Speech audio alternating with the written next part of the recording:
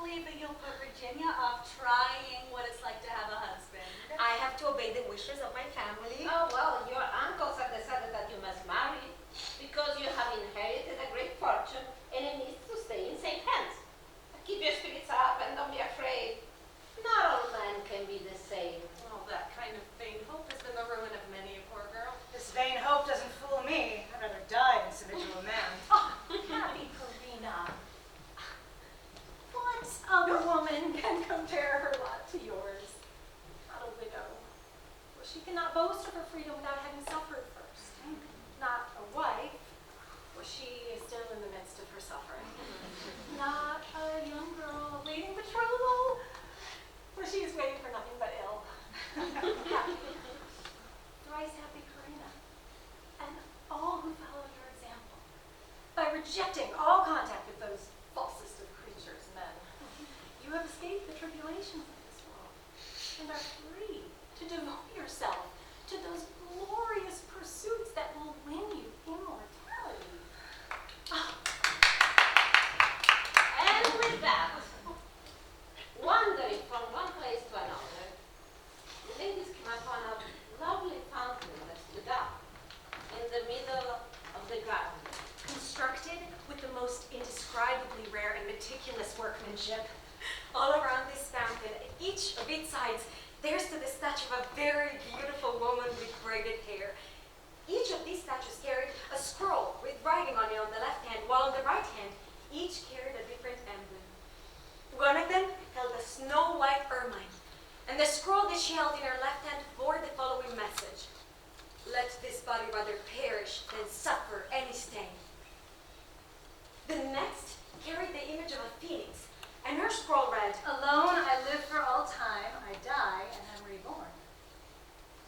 The third carried a sun, and her motto read, Alone and unique, I illuminate myself and all around.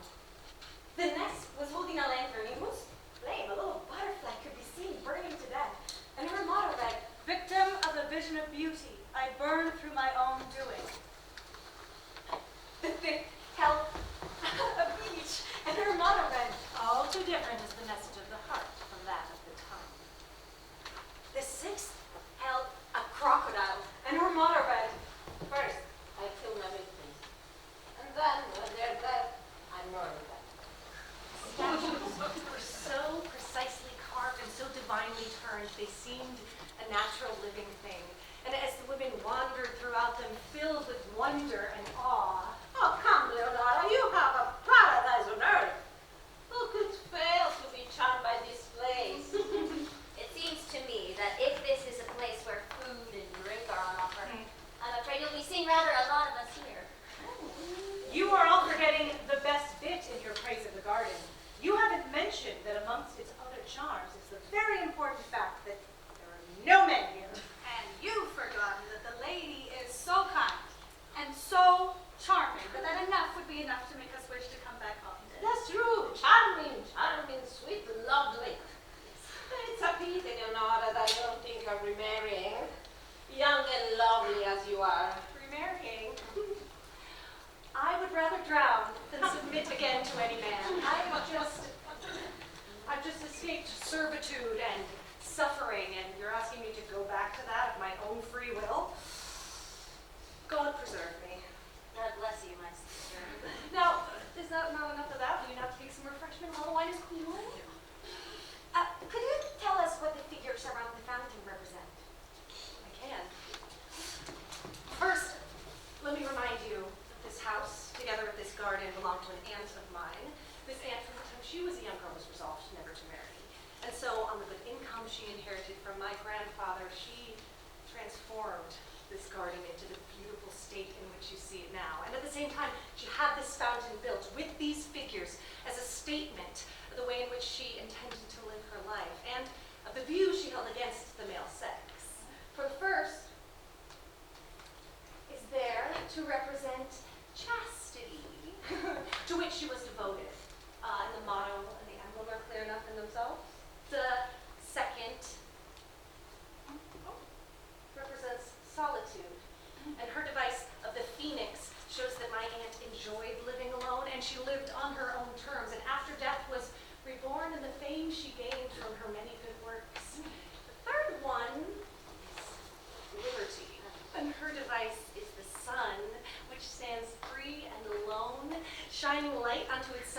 sharing its light with the whole world, show that my aunt, living free and alone as she did, won a shining renown for her many fine and respected qualities. Something that she might not have been able to do under the rule and command of a husband. The fourth is naivete. And her device of the butterfly burning in the flames signifies that women, the poor wretches, when they are to be married, put too much faith in the false endearment and empty praises of men, who women, believing that these men will live up to the fair image they present at first sight, allow themselves to be caught in the snares and fall into the flames that devour them. The fifth is falsehood. And her device is the peach, which is shaped like a heart, but has a leaf in the shape of a tongue. And the motto, too, tells of the deceit and the falsity of men, whose words to women all speak of love and good fortune, but whose hearts tell a very different tale. And the sixth is cruelty. And her device of the crocodile shows that these men harrow and kill these women that become involved with them, and then they feign a brutish compassion for their victims. I feel much beholden to the memory of this lady who knew so much about the world. Lord, why can't she not still be here with us today? She raised me to share her opinion. In fact, she did not wish me to marry, but since my father insisted, now that it has pleased the Lord to liberate me, you can be sure I am exactly as she was. So, now that we have this explained to us, what do we wish to do next? Let's play a game. Let's play some music. Please, let's elect one amongst us to take command of Dormans and let the others obey her. I propose we elect Adriana as our queen. Oh, yes, she's a woman of great discernment. Although no longer young. She's past 50. She's nonetheless of a very humorous and a cheerful and easy nature. So it's agreed. Let's all swear our obedience to her for as long as the gathering shall last. And I accept the charge graciously.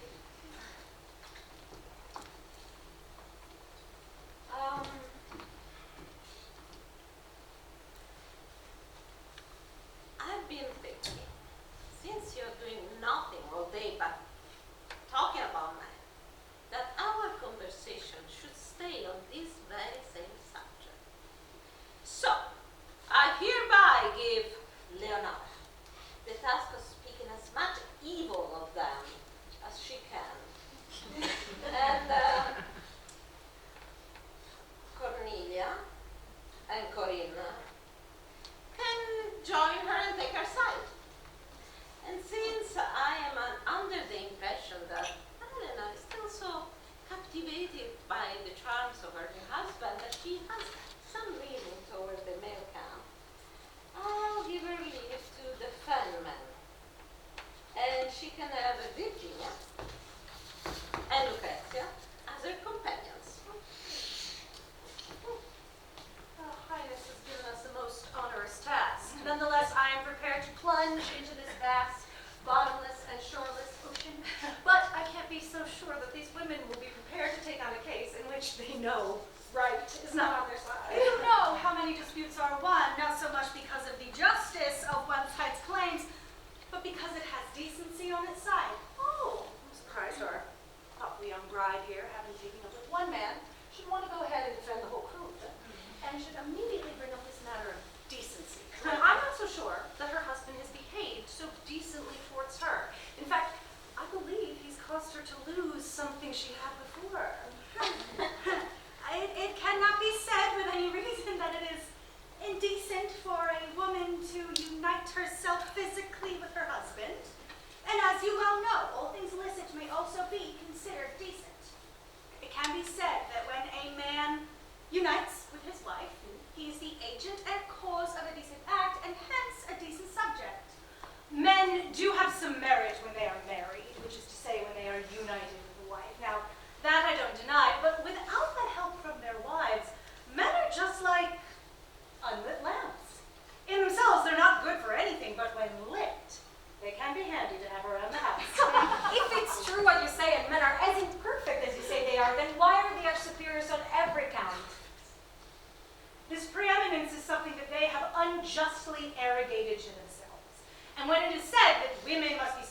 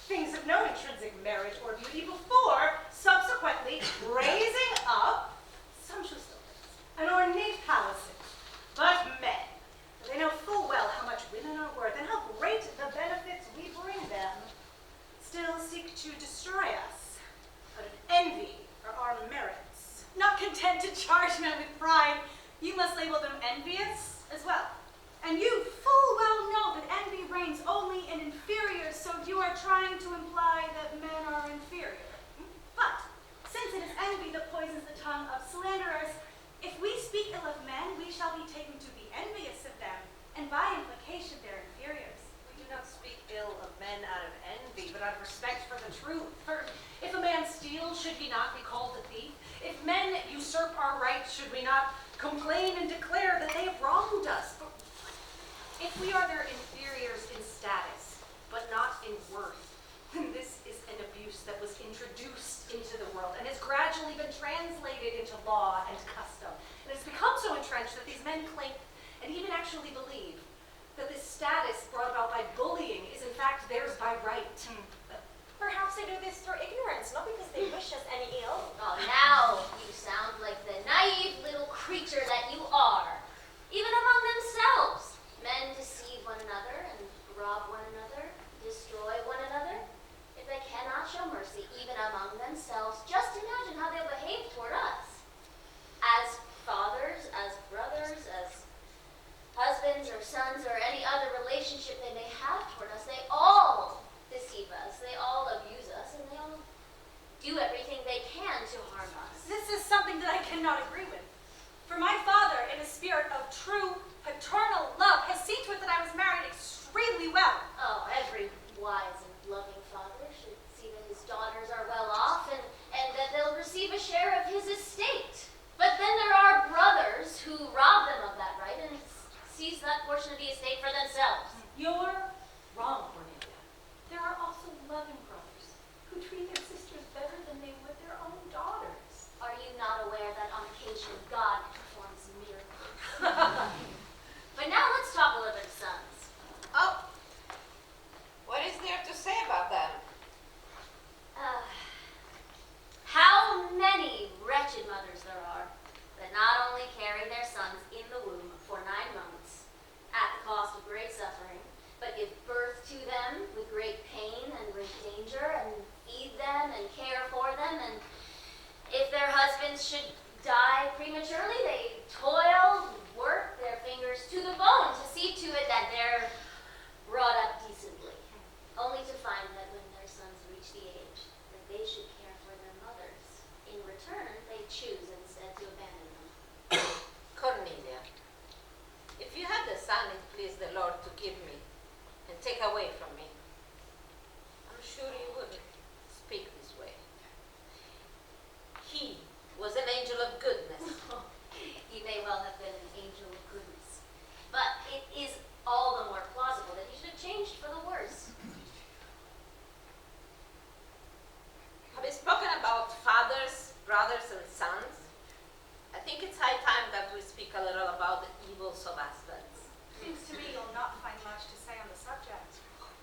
It's all too obvious where our young bride is concerned. She hasn't got past the opening words of this speech. It's just like someone drawing close to a fire on a cool winter's evening. At first, you begin to warm up, and the feeling is quite delicious, but then as you stay longer and draw closer, you begin baking in the heat, and you get covered in soot or blinded by smoke. The women who are married, or martyred, more accurately, have endless sources of misery. First, there are those husbands who keep their wives on so short a leash that they object to the air itself coming near them.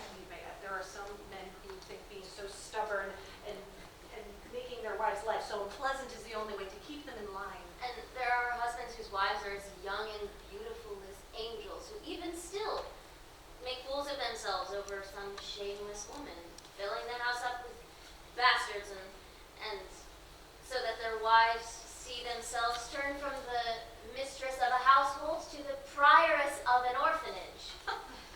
This is just what my first husband was like, my friend. I was young and regarded that one of the beauties of the city. But he showed no interest on me at all. And after 2 years, he fell in love with a prostitute that was quite old. And all my beauty, my caresses were of no avail. And my patient no use in the face of his obsession. Yes, well, you'll find men who are just as obsessed with gambling as they are with women. Well, that's true, because then I married a second one that was so taken up with gambling that he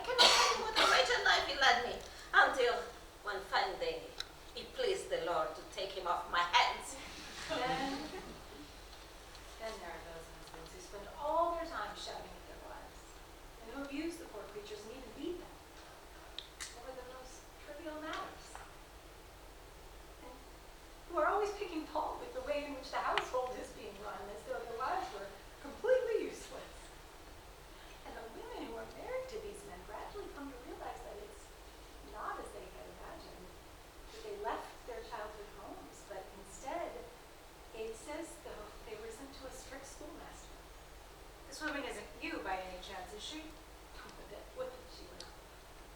If it's not one thing, it's another. My husband was one of those men who was so mean, he was afraid to eat because it cost money. Oh yes, misers put their wives through agonies. There are those husbands who keep their wives short for money, short of money, and short for food and clothing, who, when their wives complain, they start telling everyone that they're ruining them and they have no idea how to run a household. Come, let's leave this complaining about husbands to one side for a moment, and instead talk about the worst type of man there is. The false and deceitful young lover. They barely know what the word love means. They expect to be loved, obeyed, and granted favors.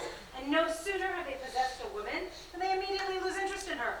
Their love is no more than a flash in the pan, their loyalty, a laugh in the tavern, and their devotion, a day out hunting the hare.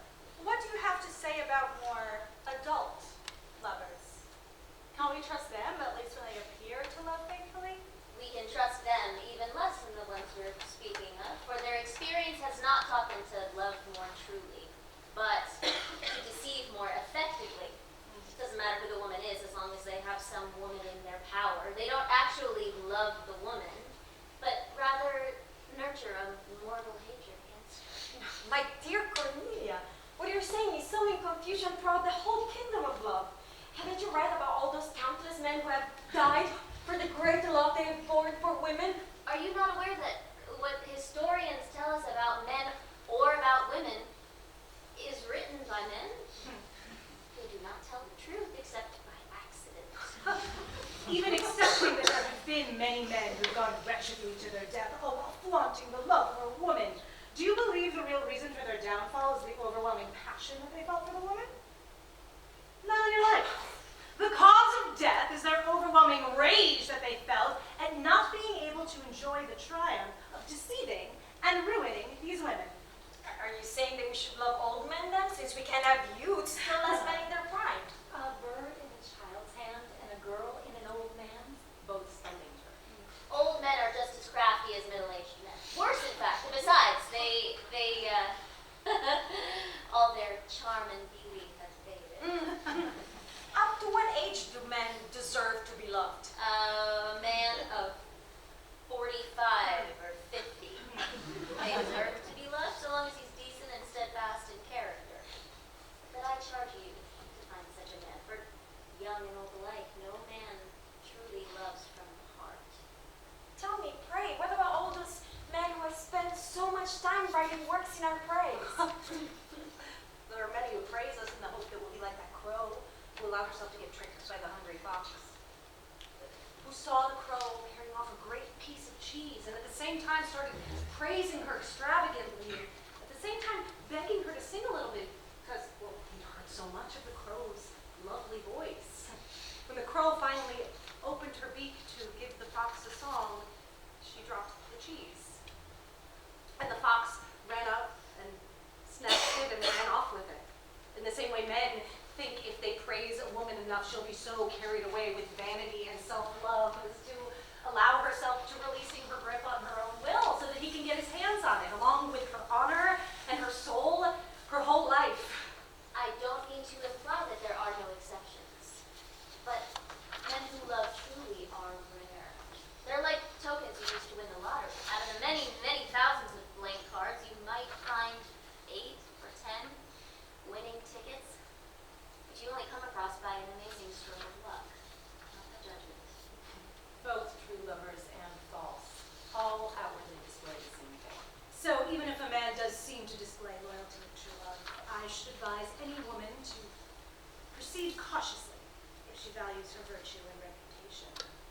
some man sets himself to courting her, however sincere his courtship might appear to be, she should neither believe him lest she finds herself loving him in return, nor accept his messages and favors lest she finds herself in his debt. In fact, right from the start, she should energetically defend and protect herself against these temptations. And above all things, even if she does feel some leaning towards a lover, she should on all accounts hide her feelings as much as possible and not let on and give the man the least encouragement lest he try to tempt her to something more serious.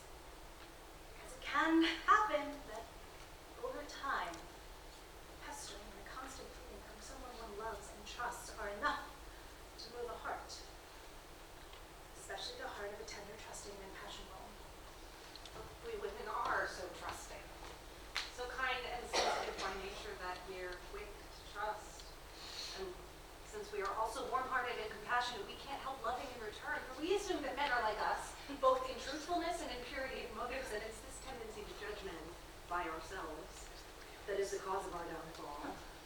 Women's nature is such that ferocity cannot dominate in it, since color and blood make up a relatively minor part of our constitution. And that makes us kinder and gentler than men, and less prone to carry out our desires. While men, by contrast, full flame and fire, they can scarcely contain their tempestuous appetites. You're quite wrong.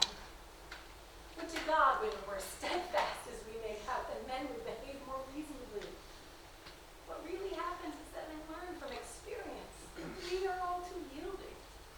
And it is this that encourages them to defy their luckliness.